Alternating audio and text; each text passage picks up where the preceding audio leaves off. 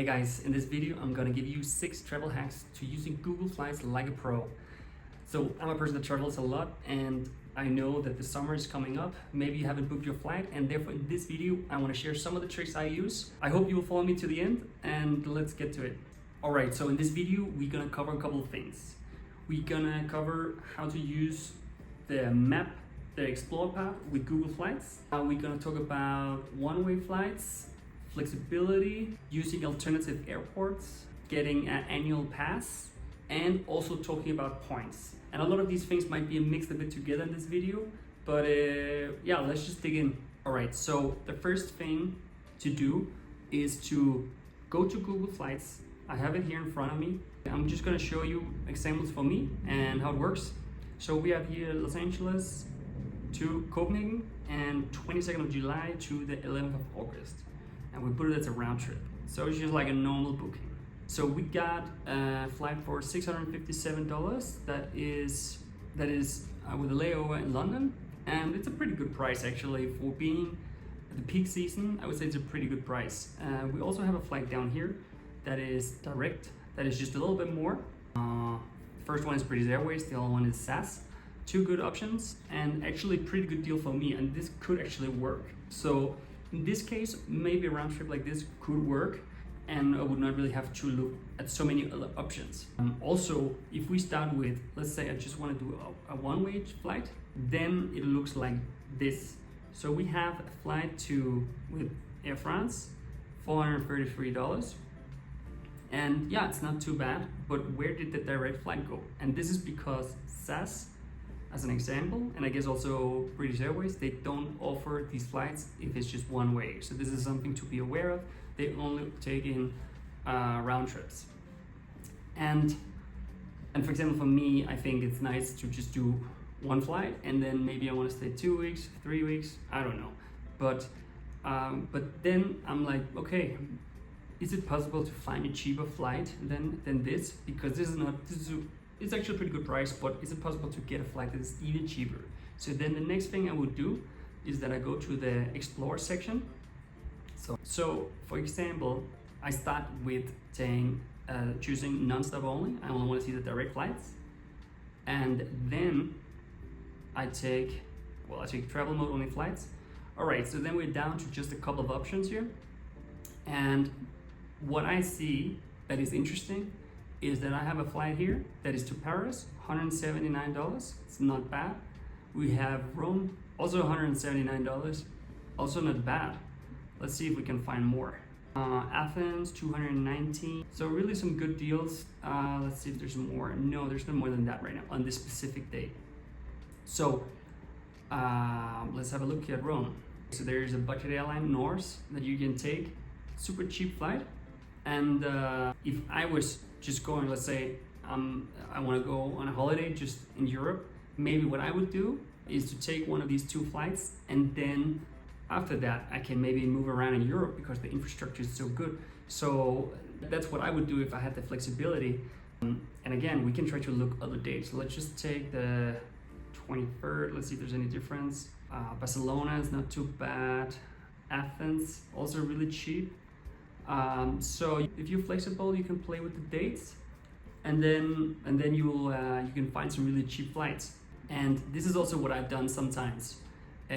So this is something that is super useful, a good way to really find cheap flights. Also, one thing that is good to know is that if you use one of the budget airlines, they might not fly every day. Maybe they do 2 flights a week. So here it's important to look, okay, you found the cheap, what's it called, outbound, you found the cheap flight out, but then try to see if you can match it with the return flight, also being that airline. And then that's when you really, make the good deals. We can do one more with the budget airlines. So we take Barcelona. So we fly out of Barcelona now. And it's the same settings. And let's see where we can go then at a good price. All right, so not too many good deals at this time. I think it's because it's really peak season. But then if we go, let's say we go to 10th of September. All right, so let's check it out. Then here you see, there's some really cheap flights. Going to Miami, Barcelona, Miami, $204. New York, $135. Los Angeles, $203. I think also here at Santiago, it's a long flight, $619. And this is with Iberia, or sometimes it's their budget airline that is called Level. And super cheap flights. I mean, also here to Bogota is a pretty good deal, $485 with Avianca. So it's really about trying to play with things, because maybe if you live in Madrid, then maybe you don't have the same options, or it's the same if you live in for example, there's another good example.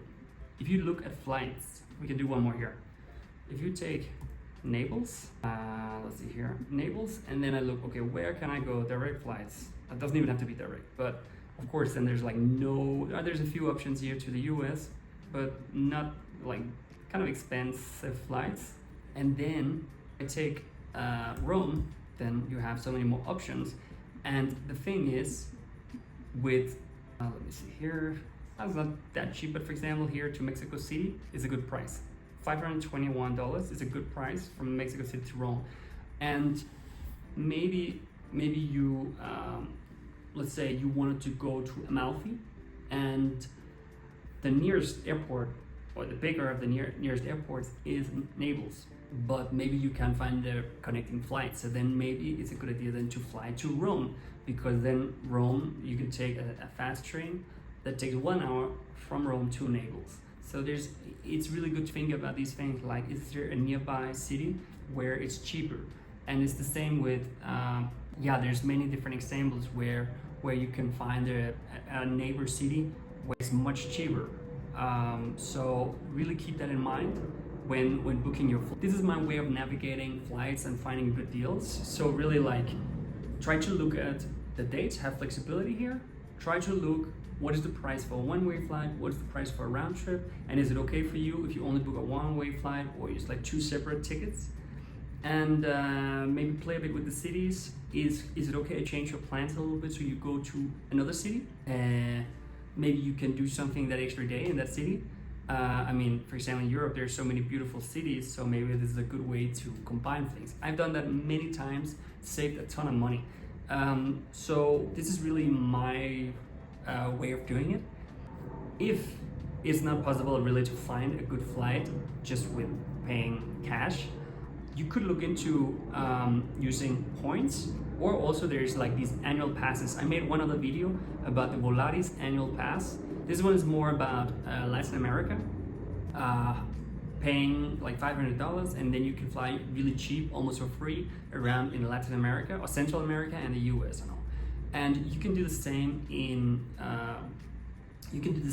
Europe. Wizz Air just launched, I think 1 or 2 years ago, like an annual pass. Also in the US, Frontier, I think, still has something that is also kind of an annual pass. So if you have to fly more in a Europe or Central America or the US, there's some option to save money. The next thing I want to talk about is that sometimes it can still be difficult to find a good flight. And for me, sometimes I have to take flights from Mexico City to Europe.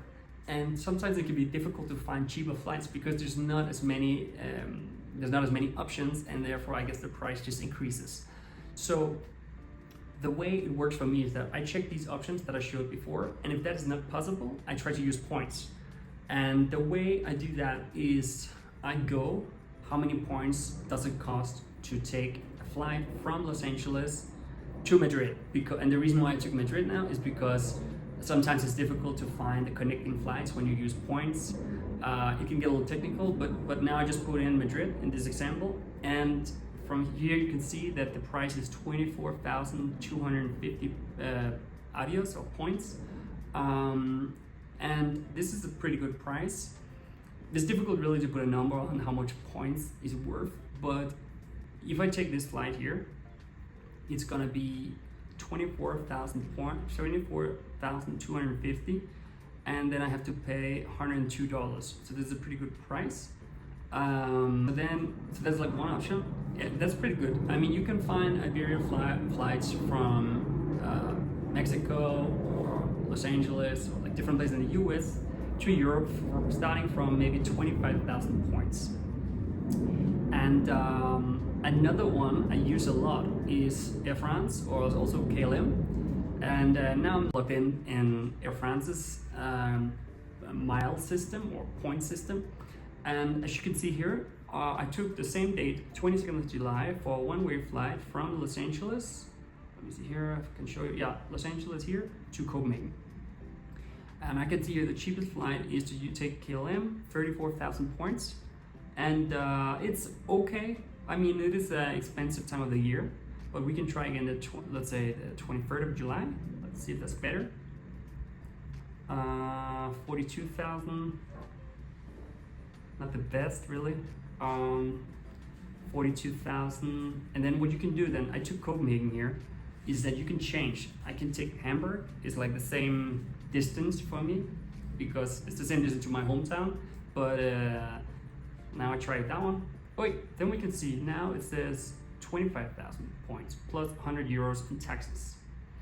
And this is pretty good. This is a good price. Also, I can try to take the airport that is even closer to my hometown. Let me see here. Okay, it's not too good. It's 34,000. But so there's like many options. I can also try to take, let's say we take the Los Angeles to Berlin. Let's try that. And let's see. Okay, so 25,000 points again. It's not bad really.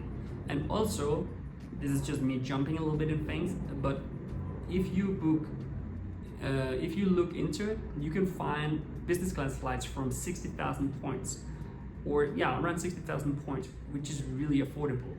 Again, if you're really not into all this point, if you're not into that, or like don't really understand how all this works, there's ways to get points. If you're in the US, then the best ways to get this is by having a credit card where you get points, both from a welcome bonus, but also by spending, then you get points. To give you some examples, Chase Sapphire often have like a welcome bonus of 80,000 points. American Express had one of 150,000 points. So this is a really great way to get points. There is the other ways also to get points. You can also buy points. Sometimes you can make some really good deals. Let me see here. Sometimes you can buy with a lot of discount. So you can see here, now actually they have like turning members into that, and you get 20% more.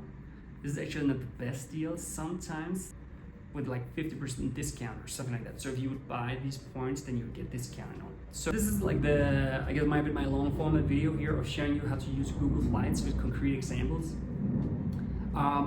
Yeah, so in general, I think that the general advice is that go like have a very flexible mindset. Check out the one-way flights. Look different airports. Also, it's good to check the websites, like the airline's own website sometimes. Maybe they have a different price or whatever.